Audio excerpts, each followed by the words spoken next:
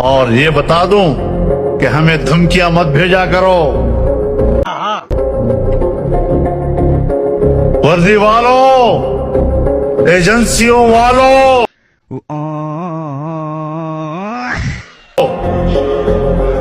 हमें धमकियां मत भेजा करो। धमकियों से हम डरते नहीं, मशीन हम बिगड़ते हैं।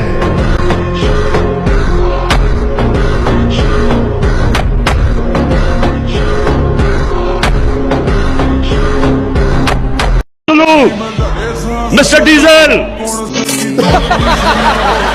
तुम भी तैयार हो जाओ।